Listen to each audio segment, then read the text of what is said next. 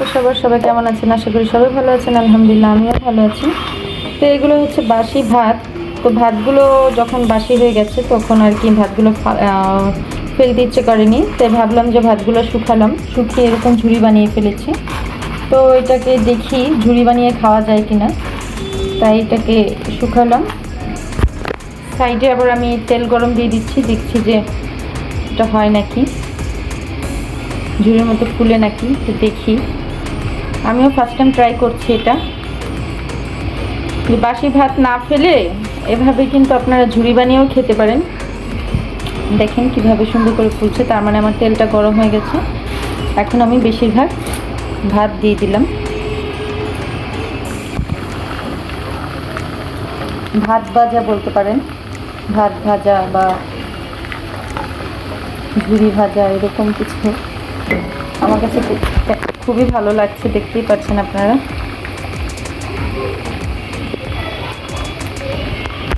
সুন্দর করে ফুলে উঠেছে, দেখতেই পাচ্ছেন। একটু বাদামি রঙের হয়ে যাক, পরে এগুলোকে উঠিয়ে ফেলবো। এগুলোকে এখন উঠিয়ে ফেলছি, বাদামি রঙের হয়ে গেছে।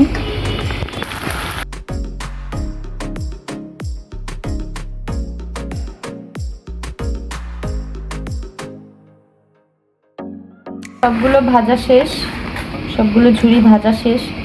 এখন আমি যেটা করব, এখানে আমি যেটা নিয়েছি, এখানে কাঁচামরিচ কুচি, ধনেপাতা কুচি, টমেটো কুচি আর শসাটা কিন্তু আমি কুচি করিনি, জাস্ট একটু মানে স্কোয়ারভাবে কেটে নিয়েছি, পাতলা পাতলা করে। এভাবে খেতে বেশি ভালো লাগে। এখানে চাইলে আপনার পেঁয়াজও অ্যাড করতে পারেন, বাট আজকে আমি পেঁয়াজ দিব না। তো এটা সাইডে রেখে আমি একটা বল নিয়ে নিচ্ছি। এই বলের মধ্যে এখন এগুলো আমি কাঁচামরিচ আর ধনেপাতাটা দিয়ে নিচ্ছি। কাঁচামরিচ আর ধনেপাতাটা নিয়ে নিলাম, আর স্বাদ মতো একটু লবণ নিয়ে নিলাম।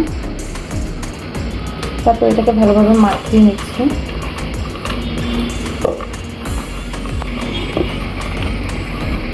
পেঁয়াজ দিলে ভালো লাগতো, বাট আমার এখন পেঁয়াজ কাটতে অনেক আলসামি লাগছে, যেটা সত্যি কথা। এটা মাখানো শেষ। তারপর যেটা করব, যে শসাটা ছিল সেই শসাটা দিয়ে দিচ্ছি, এখানে দিয়ে দিলাম শসা। তারপর এটাকে ভালোভাবে আবারও একটু মাখিয়ে নিচ্ছি শসাটাকে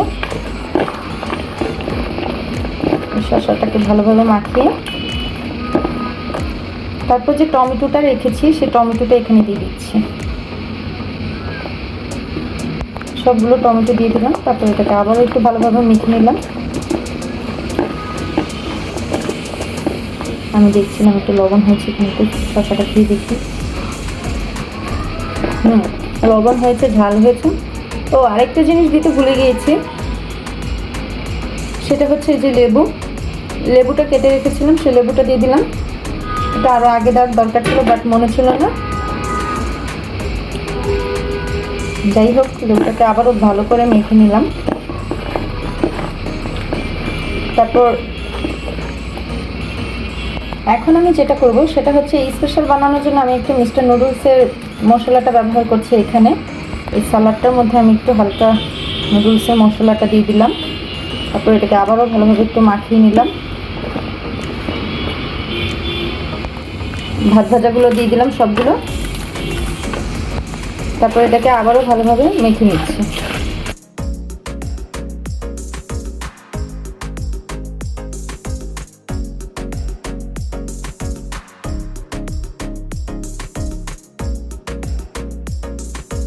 অনেক লোভনীয় হয়েছে।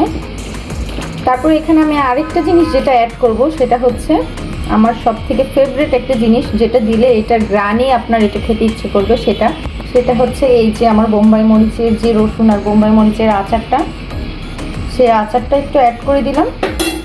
তারপর এটাকে আবারও ভালোভাবে একটু মেখে নিচ্ছি। বিশ্বাস করেন, দেখতে যতটা লোভনীয় হয়েছে, খেতে তার থেকেও বেশি মজা। যে বাসি ভাতগুলা থাকে, ভাতগুলা না ফেলে দিয়ে এরকম শুকিয়ে ঝুড়ি বানিয়ে খেলেও কিন্তু অনেক ভালো লাগে। এর সাথে যদি আপনারা চান বারবিকিউ চানাচুর বা বোম্বে চানাচুর অ্যাড করতে পারেন, বাট আমার কাছে এভাবেই ভালো লাগে।